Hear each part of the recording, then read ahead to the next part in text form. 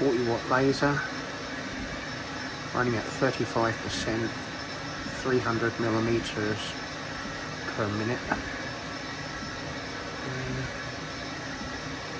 The template was made first, and there we have it. It's now printing what will eventually be geocaching containers. For those who don't know, geocaching is a high-tech sort of treasure hunt thing with GPSs. Virtually run every point across the planet, and there's even one on the International Space Station. So, pretty cool hobby if you've never tried it. I can highly recommend it. It uses GPS to find these things, which are listed on geocaching.com. But it also can be done with an app on your mobile phone. Let's just move the angle, and then you can see the laser actually doing its bit.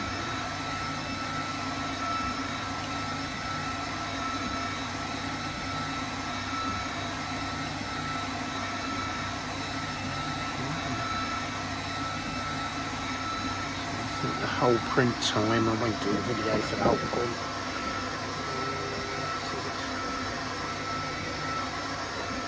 42 minutes still to run to do all of them. I shall probably stop the video once I've got something to look at.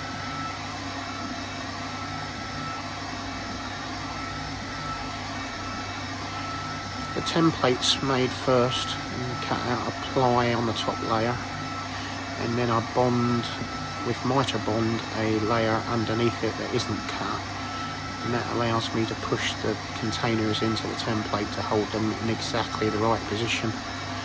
The reason for doing that, I can then use the software to tell it to ignore the holes that I've cut out of the template, and I can then use them as a guide to tell it where to engrave. So in theory I could just keep repeating after that, just buy more of these containers, push them into the template that I've already made, and tell it to engrave the stuff. When you're doing the engraving, make sure you tell the software to ignore the first set of instructions, which were to cut the template out and to put the writing on it, which is quite easy. You just highlight them, and then there's a little bit you can just click that says unselect.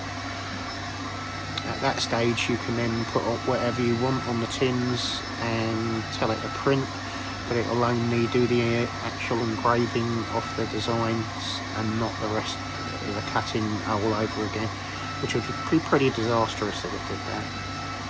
But it does sort of guarantee that when you're printing, everything fits in the same place.